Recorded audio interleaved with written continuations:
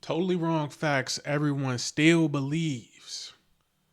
Let's see if we still getting swindled, y'all. I know something. Let's see. Let's get right into it. Number 10. The sugar high lie. Every parent thinks giving their kids sugar turns them into a tiny tornado. But that idea is completely wrong. Scientists tested this. They gave some kids sugar, others got fake sugar, and neither the kids nor their parents knew who got what. The result was absolutely nothing. The sugar kids weren't any more hyper than the no sugar kids, but when parents thought their kids had sugar, they suddenly started seeing them as hyperactive. They watched their kids like hawks, waiting for any sign of energetic behavior. Kid jumps once, they blamed the sugar. Kid laughs, sugar rush. This whole thing started back in the I can't. All right, we already starting off where I'm like, huh? So you mean to tell me that being hyper off sugar, we was just hyper, we just had a bunch of energy? I think as a kid, like, yeah, you got way more of an abundance of energy, but you don't get any extra energy from sugar. I don't know. Let's see where this go. in the 1970s, when a doctor claimed food additives were making kids hyperactive, parents jumped on that idea immediately. A kid bouncing off the walls at a birthday party probably has more to do with being at a birthday party than the cake they just ate. They're excited, playing with friends, maybe sleep deprived. Those kids would be just as hyper if you gave them sugar-free cake. Number 9, your brain isn't slacking off. So is it just the dopamine from the party? It got to be something up here that's hitting. You know what I'm saying? I guess when the cake come out, you is just excited, but the sugar not making the kids hyper. So if you blaming it on your kids, or you watching this and you got kids, they was just being kids, bro. It wasn't the sugar. It ain't the sugar, but it is that damn phone. It is the phone. It's starting to. I'm thinking my mom was right this whole time. Shout out to my. It's that damn phone nowadays. Sorry, let's just stay on track. You've probably heard that humans only use 10% of their brains. That's about as true as saying fish only use 10% of the ocean. This myth is so popular that Hollywood made entire movies about it. The ones where someone takes a magic pill and suddenly they're solving quantum physics while doing backflips. Your brain is already going full throttle all the time. Right. Scientists can watch brains light up in real time using special scanners, and they see activity everywhere, all the time. Even when you're sleeping, your brain is working. It's controlling your breathing, managing. So where did this 10% bullshit come from? Where did the 10% come from? Because I think I saw the Lucy thing. I don't really remember what that movie was supposed to be about, but I know the Limitless joint, where you take the Limitless pill and you like a genius and you know how to do everything all of a sudden. But so who came up with this BS? your heartbeat and replaying embarrassing memories. Your brain only makes up 2% of your body weight, but this overachiever uses 20% of your body's energy. That's like having a tiny space heater that eats all your electricity. If 90% of your brain was really doing nothing, evolution would have removed it ages ago. Nature doesn't keep useless stuff around. The proof is what happens when any tiny part of the brain gets damaged.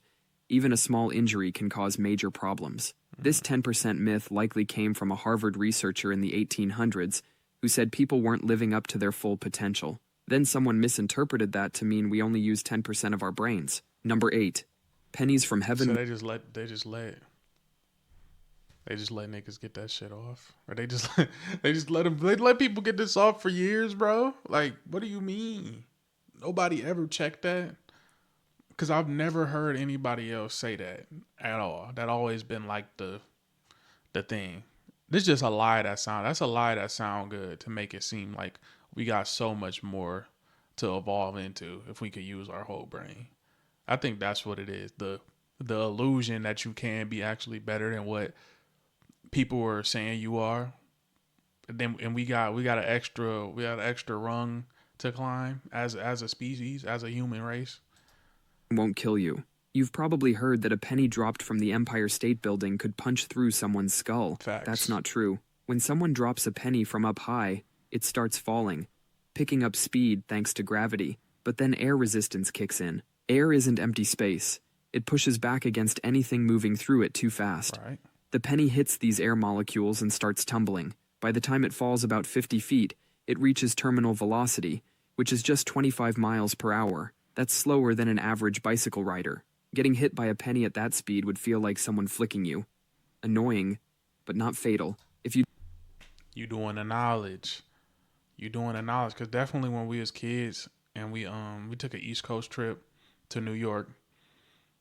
And I think one of the teachers, supposed to be an educator, supposed to be telling us the right things and telling us about the world, because we traveling to big old New York City, told us this BS lie that if somebody dropped a penny off the, and they probably got told this by another elder or something, that if they dropped a penny off the building, it's gonna go straight through you. It's gonna go straight through your scalp, and you're gonna be over with, and people just be dropping like flies. If that was the case, I feel like we would have got a lot more coverage, or like a state of emergency for people to not throw things off the roof. Cause I know like air conditioning units and stuff be falling on people, and that's like a thing. But don't you think we would have heard more about people like dropping other objects off of the roof? Cause somebody probably just threw something off a roof just now, or off a tall building just now. BS. drop that same penny in a vacuum, like space, it would reach speeds over 200 miles per hour. Damn. But down here on Earth, you're more likely to get seriously hurt by a falling ballpoint pen. Those are aerodynamic enough to act like tiny arrows. Number 7. Lightning's repeat offender status. The saying lightning never strikes the same place twice is wrong. The Empire State Building gets hit by lightning around 25 times every year. There was a park ranger named Roy Sullivan who got struck by lightning 7 different times. They called him the human lightning rod. He survived all 7 strikes. After the 4th strike, his co-workers started avoiding him during storms. Yeah, he just goddamn barbecue chicken at this point. They done hit you 7 times, bro. You ain't learned your lesson. Is he storm chasing or something? Like, what is you doing? If I'm him, bro, I hear any type of storm coming. Peace out, y'all. I'm in the crib. They got me one time. Like, after the second, that's the third time probably. Cause 2 times you probably like, yeah, that's dumb luck. 3 times, can't get fooled again. Y'all ain't gonna see me outside no more. Lightning often hits the same tall objects repeatedly. If you're the tallest thing around, like a lone tree in a field, you're basically a target during a storm. Lightning can strike miles away from the actual storm. These are called bolts from the blue because they can come out of a clear blue sky. You could be out there when the sky looks clear, and suddenly lightning strikes. Number 6. Vikings left their horns at home. Vikings never wore horned helmets into battle. This whole horned helmet thing was made up by theater costume designers in the 1800s. They were designing costumes for opera performances and thought horns looked dramatic. They accidentally created one of history's biggest fashion lies. Going into battle where... Okay, I never heard of this one, but this is interesting because you still see this stuff in like film and TV, cartoons even all the time. That Vikings wear horns, and it's just been a lie this whole time. Cause some theater kid or guy, ma'am, was like, put some horns on that. Now we just know that to be. Now you know. Wearing something that gives your enemy 2 perfect handles to grab is not practical, or the horns could get stuck on tree branches during a raid. The real Viking helmets that archaeologists have found were plain protective gear, maybe with a nose guard. They did find some horned helmets in Denmark, but these were from 3,000 years before the Vikings. These ancient helmets weren't for fighting. They were ceremonial, like an ancient crown. Some opera costume designers from the 1800s likely saw these ancient ceremonial helmets and thought, perfect, let's make the Vikings wear these. Now millions of people think Vikings ran around with horns on their heads. Number 5, your razor isn't making you hairier. You've probably heard that shaving makes your hair grow back thicker and darker. That's complete nonsense. When you shave, you're giving each hair a tiny flat-top haircut. Imagine cutting a tree straight across with a chainsaw. That stump feels rougher than the natural tapered end of a branch. Same thing happens with your hair. When it grows back, it feels thicker because you've created thousands of tiny flat-topped hair stumps. Scientists have studied this for decades. They found shaving has 0 effect on your hair growth. Your hair's thickness, color, and growth. Yeah, I ain't gonna lie, cause when bald motherfuckers just like use that method, or like if you was having a receding hairline, like man, just let me hee. Or I was light here. Let me hee. And then it's gonna grow back thicker. Interesting. And I used to hear that about beards all the time, bro, because my beard did not connect, I think, until like 2021 when like 2020 and 2019 when I just didn't shave my face because I didn't have nowhere to go because of the panorama. So I was like, let me just let it grow because my beard don't connect. And I kept cutting it off, thinking it's gonna come back as a full beard. I got to start all the way over to get my beard to going, but it's probably just genetics because I'm seeing this little DNA thing right here. Growth rate are locked in by your genes. That razor isn't reprogramming your DNA. If shaving really made hair grow thicker, every balding guy would be shaving their head daily. We'd have I did found not watch this video. I did not. I did. I promise y'all, I did not watch this video, bro. But that's the first thing that go to mind. That's the first thing. Everybody going to Turkey. They just everybody just going to Turkey for fun, huh? They just got a whole racket over there, and you could have just shaved your head this whole time and got a whole new patch, whole new restart, respawn the hair. Nope. the cure for baldness in a can of shaving cream, but Jeff Bezos is still bald, despite being able to afford infinite expensive razors. The myth persists because the stubble feels convincing when it grows back. It's the same old hair, just with a blunt end. Number 4. Swim whenever you want. Your mom probably told you to wait 30 minutes after eating before swimming, warning you'd get cramps and drown. This myth is so widespread even lifeguards used to enforce it. But there's zero evidence swimming after... I'm gonna lie, I never believed this. I never believed this. I used to see it in cartoons, but like, I would eat right. I would be tired from eating. Going to houses. I think my sister had like a pool. But she didn't like have a pool. She had a pool at her like apartment complex. I would go in the crib. We'd eat. We'd swim first. Get tired. Eat. Go right back outside after we ate. Still wet from getting out of the pool, and go right back in the pool after we done ate a sandwich or something. Go right back in the pool like ain't nothing happened. Never cramped ever. I never believe this shit.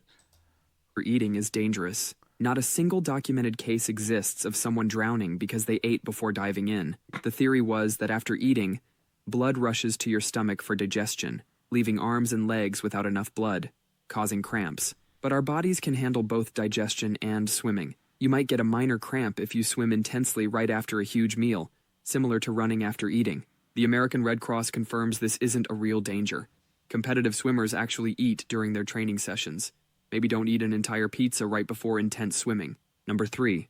Your head isn't a heat chimney. Your mom probably told you, put on a hat or you'll freeze to death. That whole, you lose 50% of your body heat through your head thing is They didn't say that, but my grandma and my mom, any adult figure would say you gonna catch cold if you gonna get it, like actually get sick if you don't put a hat on your head or cover up your hands. You gonna catch a cold. And I don't believe that one either. nonsense. Stupid, but stupid probably to do if you live in Michigan. You know what I'm saying? I'm in Michigan, but if you go out in the wintertime without no hat and gloves, probably wouldn't do that. But This myth started with an old Army survival manual claiming 40 to 45% of body heat escapes through your head. But in their test, they dressed people in full winter gear and left their heads exposed. Of course, most heat escaped through their heads. It was the only part not covered. Your head makes up about 10% of your body's surface area, so it can only lose about 10% of your body heat. Heat loss is actually proportional to whatever skin is exposed. Your head might feel extra cold because it has more blood vessels close to the surface, but you're not actually losing significantly more heat there compared to other exposed body parts. The only time this advice actually makes sense is for babies and small kids. Their heads are proportionally bigger compared to their bodies, so they do lose more heat up there. But for adults, your uncovered arms will lose just as much heat as your uncovered head. Number 2, goldfish memory. Everyone says goldfish have a 3-second memory. That's complete nonsense. These fish are actually pretty smart. Scientists put goldfish in mazes. They not only solved them, but remembered the solution months later. These fish can even recognize faces. Imagine being a goldfish, swimming in your... we owe the goldfish community an apology. I sincerely apologize, even though I never heard this myth before, but you know what I'm saying? They was questioning y'all intelligence, bro. They tried y'all. So from me to you, Mr. Goldfish, I would like to apologize. in your bowl, thinking, oh look, it's Dave again with the food. They can also learn tricks. Some goldfish trainers have taught them to do things like swim through hoops or play soccer. Some goldfish have learned to tell different pieces of music apart. And they can do all this with a brain smaller than a pea. Scientists think studying goldfish brains might help us understand human memory better. Number 1. Gum doesn't stick around for years. That story about swallowed gum staying in your stomach for 7 years. Oh my, this the worst one. This the worst one. Like middle school, elementary, all that. Cause I used to swallow gum all the time, and I'm just like, man, you know, it is what it is. I ain't feel like getting up to spit it out nowhere. So, or if I got caught doing it, cause some schools, some teachers didn't let you chew gum in class. So, got caught doing it. No, I ain't got it. Swallowed it immediately. You ain't catching me. Spit it out, man. I ain't got it. Swallowed it, or I swallowed it on accident. I'm like, you know what? See you in 7 years, my boy. Never believed that. Never believed it. It's just so much gum. If that was the case, man, I got gum that been sitting in there for a hot minute. I don't do it anymore, but like always, it always sounded goofy to me. Like we could process and excrete anything else, but gum specifically, our stomachs can't handle. I seen people eat way all kinds of things, but gum is the yeah. Miss me with that, bro. Is a lie. When you swallow gum, it travels through your digestive system just like any other food. The only difference is that your body can't break it down. Think of gum like corn kernels. It just passes right through. Most gum is out of your system within 1 to 2 days. It doesn't stick to your insides. Your stomach is constantly moving and pushing stuff along. And those stories about gum causing problems, unless you're swallowing huge amounts of gum constantly, you're probably fine. Humans have been chewing random stuff for thousands of years. Ancient Greeks chewed tree resin, Mayans chewed chicle. None of them died from 7 years of gum buildup. Gum won't stick in your stomach, but it can stick on sidewalks for years. That's all for today. I'll be making. Hey, this is a good video. At least he confirmed a lot of some of the things I thought was BS to begin with. But hey, I learned a few things, especially that penny one. So if anybody say something to me, I'm gonna check them, bro. Shout out to you. Shout out to you, man. If you want to see more videos like this, make sure you like, comment, and subscribe.